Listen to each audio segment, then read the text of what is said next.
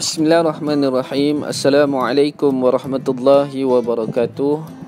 Buat para ibu bapa dan juga murid-murid Sekolah Rendah Al-Hidayah Ipoh, InsyaAllah pada hari ini Muallim akan buat sedikit demonstrasi ataupun tutorial macam mana cara-cara kita nak dapatkan aplikasi Google Classroom di dalam handphone kita.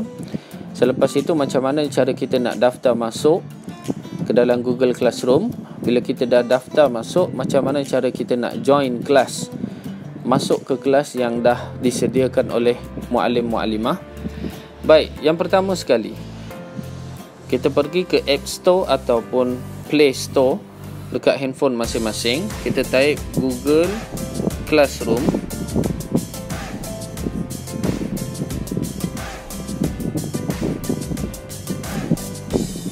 Kemudian kita tekan Google Classroom dan kita download.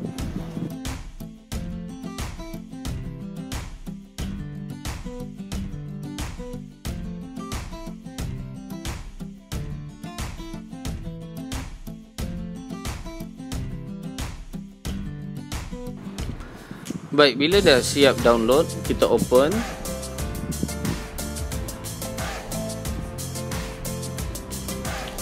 Kita tekan get started. Okey, aplikasi Google Classroom ni dia akan minta untuk kita pilih kita nak guna akaun Gmail kita yang mana satu. Terpulang kepada para ibu bapa nak menggunakan akaun yang mana satu.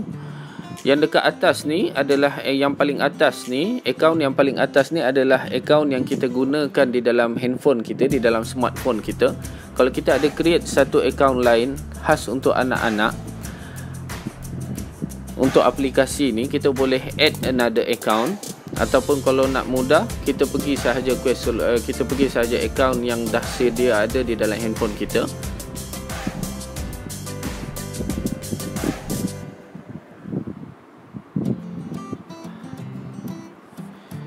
Kita allow notification.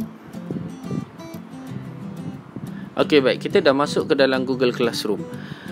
Kita dah register, kita dah daftar masuk ke dalam Google Classroom. Okey, baik.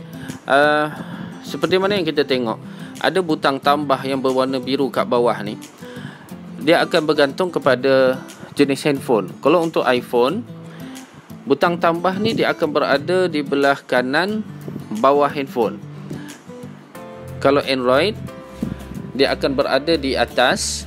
Tak kira ada dekat mana pun, first kali bila kita dah masuk ke dalam aplikasi Google Classroom ni, kita dah daftar masuk, kita cari butang tambah ni, butang berbentuk tambah ni, kita klik.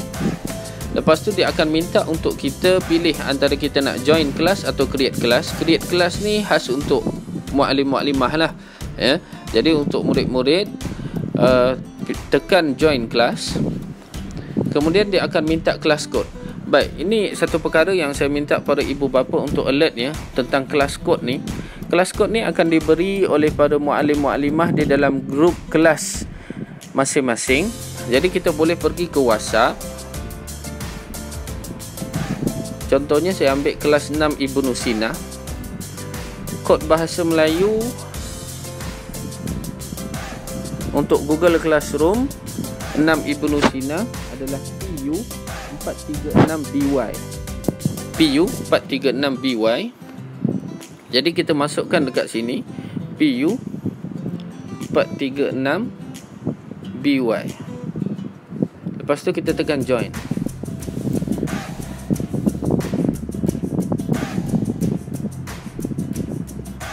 Okey, settle.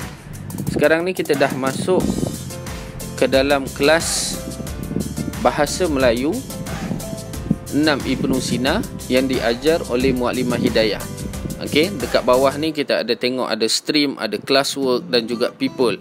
Stream ni adalah apa-apa sahaja perkara-perkara sama ada Muallimah Hidayah ataupun para murid nak sharekan, boleh tengok dekat situ, dekat stream ni. Kalau nak tengok tugasan, kita boleh tengok dekat classwork. Okey, kalau contohnya sekarang ni, contoh yang ada ni, classwork kita ni adalah kuis tata bahasa dan juga pemahaman. Jadi kita boleh tekan sama ada kita nak pilih kuis tata bahasa ataupun pemahaman. Okey, kita klik. Lepas tu kita akan jawab apa-apa soalan yang ada di dalam ni yang telah disediakan oleh Mukadimah Hidayah. Okey. Itu sahaja, mudah, penggunaan dia mudah. Yang perlu kita tahu adalah stream dan juga classwork. Jika ada permasalahan dan sebagainya, kita boleh type dekat sini, share something ke, bagi tahu dekat Mukadimah ke, apa-apa perkara yang menjadi masalah kita, sama ada subjek, topik ataupun soalan yang kita tak faham, kita boleh type, ya. Contohnya macam ni, assignment tata bahasa ni, kita tulislah apa saja contohnya. Okey, noted Mukadimah, ya.